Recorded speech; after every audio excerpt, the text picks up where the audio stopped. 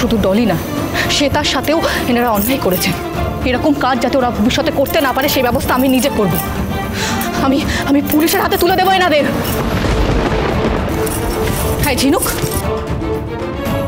পঞ্চে তোমরা অপরাধ করেছো আর মিথ্যে কথা বলে আমার মেয়ের জীবনটাকে নষ্ট করে দিতে চেয়েছো।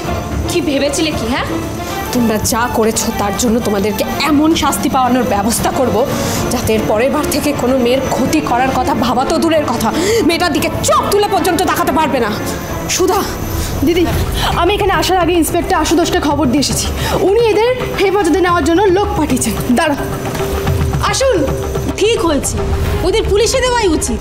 আসুন, এই যে নিয়ে যান ওদের। আর আশুতোষ বাবুকে বলবেন থানায় গিয়ে আমরা কথা বলে নেবো। নিয়ে যান ওদের, নিয়ে যান। চলুন চলুন। দাঁড়াও, চলুন। ভুল করলেন মাসিমা, আমি অভিশাপ দিচ্ছি আপনার ওই বিকট চেহারার নাতনি আজীবন আইবুড়োই থেকে যাবে। কেউ ওকে বিয়ে করবে না। আপনি কি করছেন? যান এখান থেকে, যান।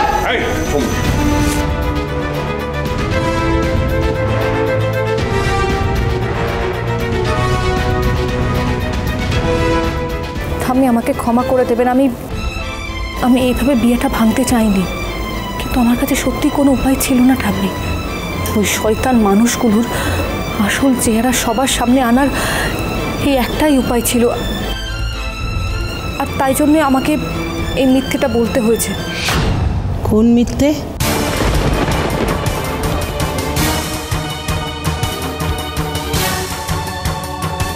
আসলে মা, বিয়ে বাড়ি থেকে কোনো টাকা পয়সা বা সোনা গয়না বাসনপত্র কিছুই চুরি যায়নি।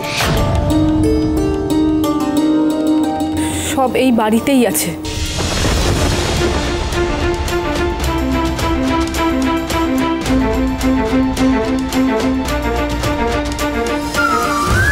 ঝিনুক, সমুদ্র,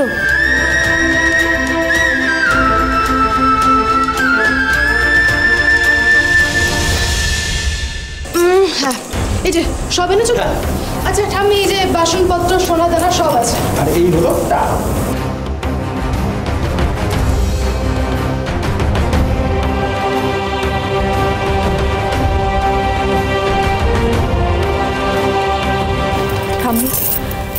আমি আপনার কাছে হাত জোড় করে ক্ষমা চাইছি। এই মিথ্যেটা বলার জন্যে আপনি যদি আমাকে শাস্তি দেন তাহলে সারা জীবন ধরে সেই শাস্তি মেনে নিতে রাজি আছি। কিন্তু আমি যদি এই মিথ্যেটা না বলতাম তাহলে একবার ভাবুন তো, ওই সম্রাটের সাথে টলির বিয়েটা হয়ে যেত।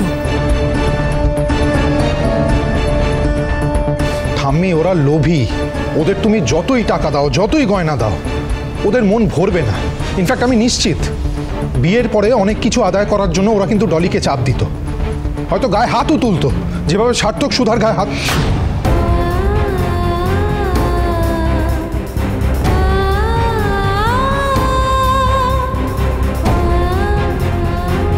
লগ্ন তো বেশিক্ষণ নেই কর্তামা, তাহলে কি বিয়ে হবে না আজ? না, কোনো বিয়ে হবে না।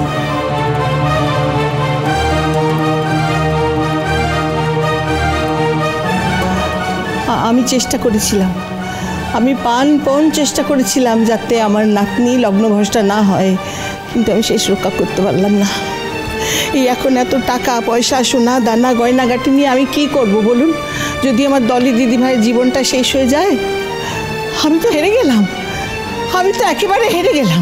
আমি আগেই সবটা শুনেছি কানন, কিন্তু এবারে যে তুমি হুট করে বিয়ের সিদ্ধান্তটা নিয়েছো সেটা কিন্তু আমি মন থেকে মেনে নিতে পারিনি। তাই এই বিয়ের মণ্ডপে আমি আসিনি। কিন্তু এত কিছু ঘটে যাওয়ার পর আর ঘরে চুপ করে বসে থাকতে পারলাম না। ভালোই হয়েছে এই বিয়েটা ভেঙে গেছে।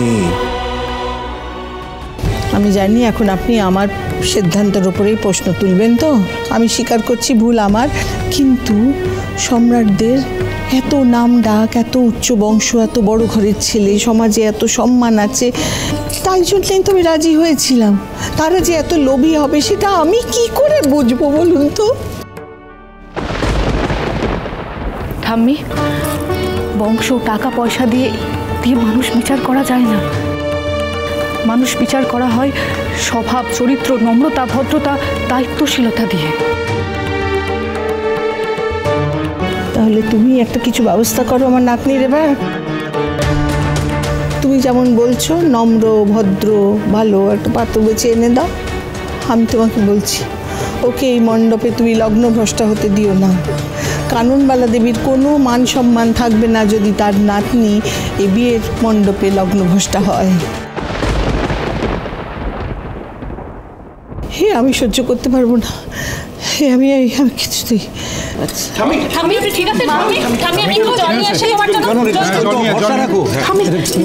কারণ বাবা ভগবান যখন ওই বিয়েটা আটকেছেন না, দেখবে তুমি ডলি বা দিদিভাই সব ঠিক হয়ে যাবে।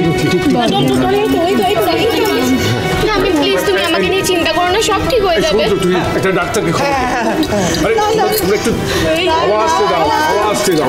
ডাক্তার লাগবে না, ডাক্তার লাগবে না।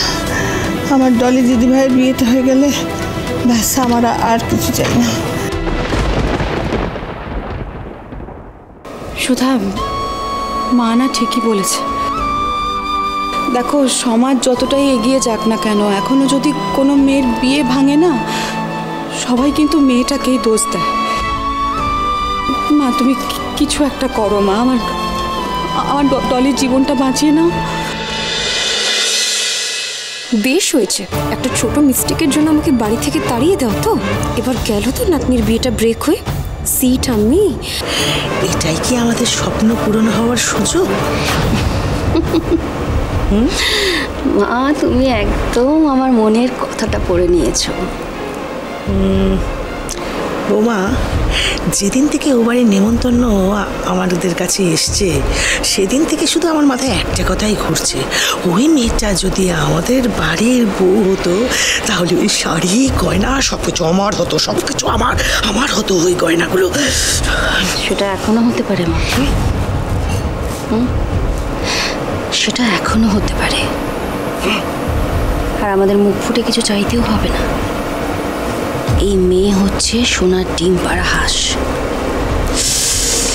কিন্তু প্রশ্নটা হচ্ছে, বিচ্ছু কি এই বিয়েতে রাজি হবে? মানে এই মেয়েকে বিয়ে করতে রাজি হবে?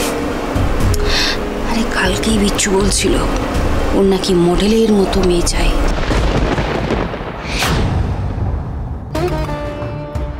এই ভয়টাই আমি পাচ্ছিলাম।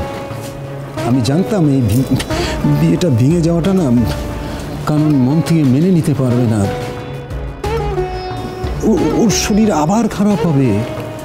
আমি তো কোনো উপায় দেখছি না সুধা। আচ্ছা, এই তোমার না একটা ওই ম্যারেজ ব্যুরো আছে, সেখান থেকে যদি একটা পাত্র। আমাদের এখানে পাত্র তো আছে। হ্যাঁ, কিন্তু কথা ফাইনাল করতে তো সময় লাগবে। হাতে আর সময় নেই। দেখছো না কানুন কেমন জেদ করছে। এই লগ্নেই দিদিভাইকে বিয়ে দিতে হবে। কিন্তু দাদু, এত তাড়াতাড়ি বিয়ে মানে কি করে সম্ভব না তো? কে এইভাবে, মানে পাত্র কোথায় দাদু?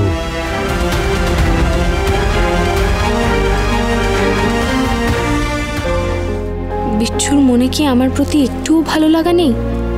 অবশ্য যাকে এতগুলো লোক রিজেক্ট করেছে তাকে কেনই বা বিচ্ছু পছন্দ করবে?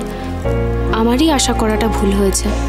সুধা, যেভাবেই হোক একজন সৎ ভালো পাত্র তুমি খুঁজে নিয়ে এসো যেখান থেকে পারো। আমি বেঁচে থাকতে এই অনর্থ আমি কিছুতেই হতে দেব না। ডলি দিদি ভাইয়ের বিয়েটা আজকে হতেই হবে। ওকে আমি কিছুতেই লগ্নভ্রষ্টা হতে দেব না।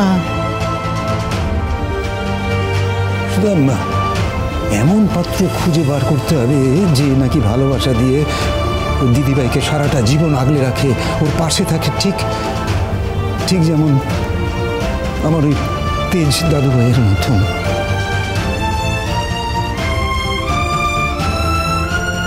এক্সকিউজ মি হ্যালো, বলছি আপনারা অনুমতি দিলে আমি কিন্তু ওকে বিয়ে করতে রাজি।